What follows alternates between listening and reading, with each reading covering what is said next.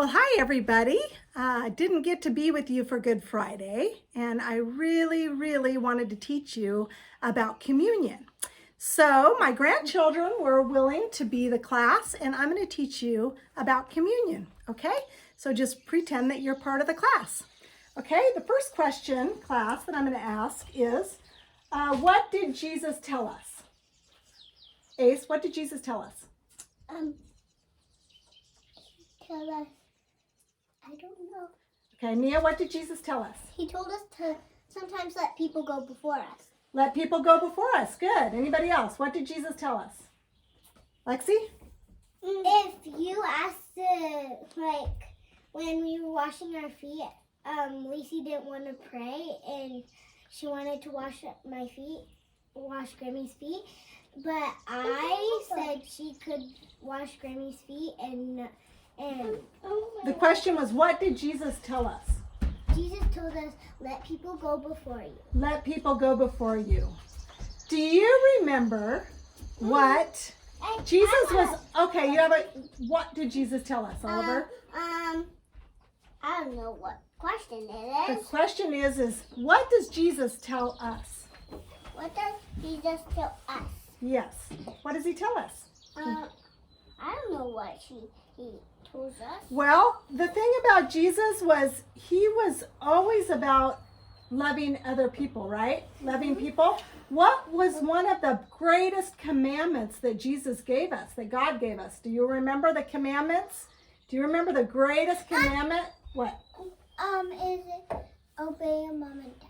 Obey your mom and dad is definitely a commandment, but there is one commandment that stood out above all the other commandments. What was it, Mia? Love people? Love people, but the first commandment was to love God! Right. And if you love God and you love everybody. other people, Yeah. then you've got it. Okay, that's the first lesson to learn when it comes to communion, to love God and to love others. Okay, so Jesus was really about having lots of dinner parties. He liked to have a lot of people. He liked to visit a lot of people. And there's one really cool thing about Jesus that stood out in the scriptures, and is that he never left people out. Now, have you ever been left out or felt left out? Yes. Yes. Raise your hand if you'd like to share. Hallie, have you ever felt left out?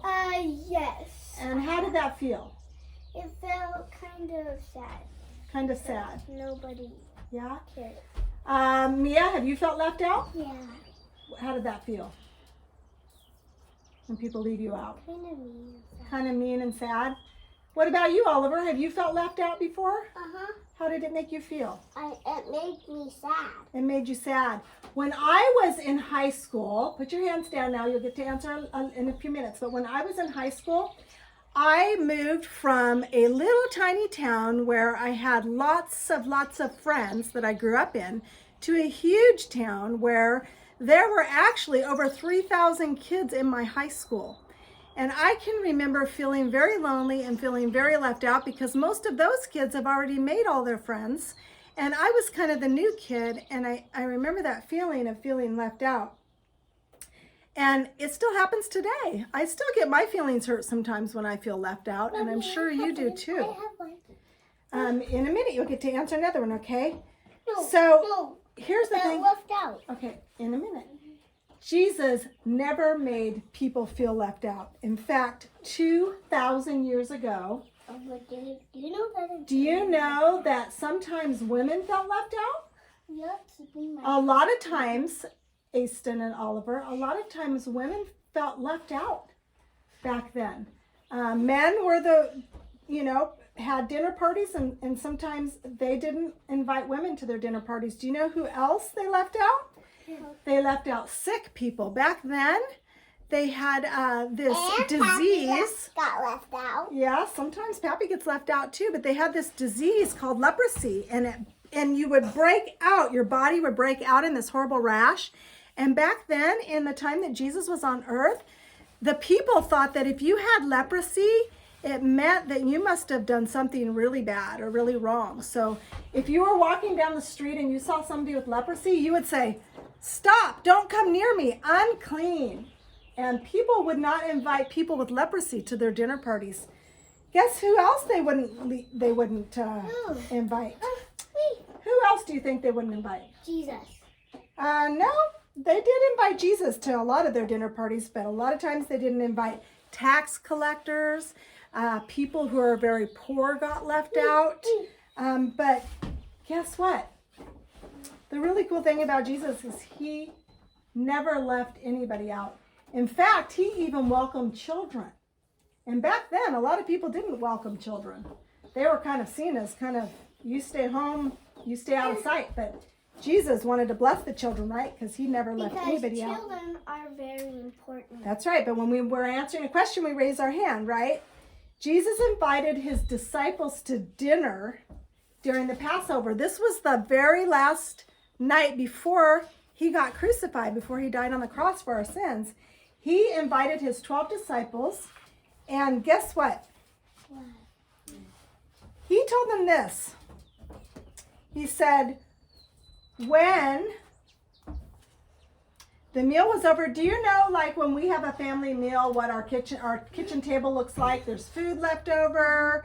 It's all over the table, sometimes on the ground too, right? After they had their dinner party and they had this meal, Jesus did something. He picked up the drink. I had something about the left out thing. Okay, go ahead. Share what you had about being left out. I had something. Because I don't want to leave you out. What? I don't know. Okay, well, don't interrupt unless you really know what you want to say. I know okay, because what you I interrupt want us. to say. No, we're gonna get into Feeling left out. Okay, we're gonna learn about communion. That's what this class is. Okay, so Jesus said after the meal was all finished and all of his disciples were sitting around the table, he picked up the bread and he said, and he broke it and he tore it in pieces like this. Okay, and he took the juice. This is not grape soda. This is like the fruit of the vine, like grapes. It's a wine or a juice. That's what they use for at their dinner parties. And he said this. He said, sometimes when you gather, like we gather on Sundays sometimes, right? We gather with our church family sometimes. He said, sometimes when you gather, I want you to take the juice and I want you to take the bread and I want you to rip up the bread and I want you to eat it. And I want you to do this while you're remembering me. Now, I also want you to take the juice. Now, does anybody remember what the juice represents? Lexi? His blood. His blood. Now, normally when you think about blood, you think that it's kind of gross and icky. But did you know that without blood, we wouldn't live? We all have blood and we need blood to live, right? So really the blood reminds us of Jesus' life, right? Because he had to have blood when he was alive, right? And he said, I want you to take the bread, and he broke it. Now the bread, do you remember what it reminds us of? Hallie. His body. His body. Now, Body. yeah, and did you know that you guys are also part of the body of Christ as believers? When you accept Jesus into your life, did you know that you are the body of believers? You are God's body of believers. But he said, I want you to take this and I want you to eat it and I want you to remember me. But he said this, he said, I don't want you to just remember that I existed, or, you know, like taking a picture and remember that you used to have an aunt or uncle. But instead, remember what we said, that Jesus was about including the poor, right? Who else? Kids. Who else? Other people. What kind of people? Tax collectors. Tax collectors. Women. I shouldn't do women. What about people who are sick? Remember the leprosy? They have a rash. People that was sick. So was there anybody that Jesus wouldn't include? No. So he wanted us to not only remember him, but he wanted us to also go and live like him. Remember how he lived? And then you go and you do that with the people that you interact with, the people that you influence. Use the water bottle. Communion, it means remembering Jesus. It means being like him, loving others and caring for them. Now, when I was in high school, boys and girls, when I was in high school, I remember a day that we had swimming class, and we actually had a swimming pool for PE. It was pretty cool. And I remember this little girl that was on the side of the pool, and she was from India. She didn't speak English very well. Her swimming suit was kind of old-fashioned. It looked like it was too big for her and kind of out of style. And I could tell that she felt like she probably did not belong with the rest of these kids. And I can remember going over to her and introducing myself to her and asking her if she wanted to be my friend. And I can remember the look on her face when she lit up.